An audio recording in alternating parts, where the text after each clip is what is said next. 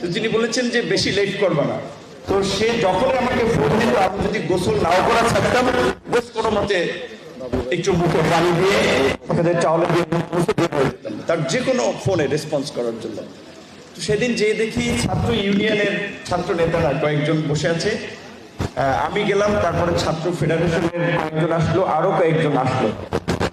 তোমরা কথা বলো, মানে তিনি কাজের আগে আমাদের মধ্যে একটা আন্ডারস্ট্যান্ডিং করানোর জন্য লাইক একটা ফ্লোরে ছেড়ে দিয়েছেন যে তোমরা কথা বলো।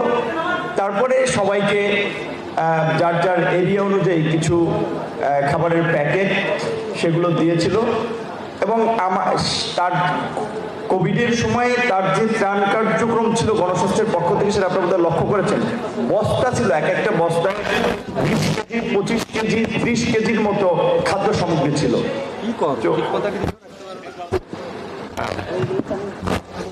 আমি ঢাকা, ময়মনসিংহ, নারায়ণগঞ্জ অনেক জায়গায় আমাকে পাঠিয়েছিল যে এটা তোমার মানুষের সাথে মেশারও একটা সুযোগ, রাজনীতি করার সুযোগ, তুমি নর্মালি ছাত্রদের নিয়ে বেরিয়ে পড়ো। আমি ব্যক্তিগতভাবে তার প্রতি খুবই কৃতজ্ঞ যে আসলে ছাত্র আন্দোলন থেকে আমরা সেই কোটা সংস্কার, সড়ক আন্দোলন, তারপরে রাজনৈতিক ক্ষেত্রে অগ্রগতির ক্ষেত্রে সেই থেকে তিনি সবসময় বিশেষ করে আমাদেরকে পরামর্শ দিয়েছেন, সবসময় স্নেহ করতেন। আমার একটা আফসোস হয়ে গেছে যে আমার ওয়াইফের একটা শখ ছিল যে আমার মেয়ে, যে তার একটা মেয়ে একজন বিশিষ্ট ব্যক্তির সাথে একটা ছবি থাকবে। তো তিনি বারবার বলছিলেন যে জাফরুল্লাহ চৌধুরী অসুস্থ, কখন কি আল্লাহ জানে, তুমি আমার মেয়েকে নিয়ে গিয়ে ওর একটা ছবি তুলে রাখবে তার সাথে। তো আমি যাবত সে সময় অনেক সময় ছিলেন, ওই গণস্বাস্থ্যের ওই টেবিলে ছিলেন, আপনারা জানেন। কিন্তু তারপরেও তিনি যেভাবে বিভিন্ন প্রোগ্রামে ছুটে যেতেন, একেবারে সাধারণ মানুষ, কৃষক, শ্রমিক বলেন, হকার, যেই দাওয়াত দিত তার প্রোগ্রামে চলে যেত। আমার কাছে বুঝতে না যে তিনি কতটুকু অসুস্থ। আমি একদিন তাকে বললাম যে আপনি সবার প্রোগ্রামে, সব প্রোগ্রামে কেন যান? এক জায়গায় 10 জন 15 জন লোক থাকে, একটা মিডিয়া থাকে, সেখানেও আপনি কেন যান? কষ্ট করে ওই প্রোগ্রাম তোরা চালাতে পারে, আপনি বেছে বেছে সপ্তাহে 2-1টা প্রোগ্রামে যান।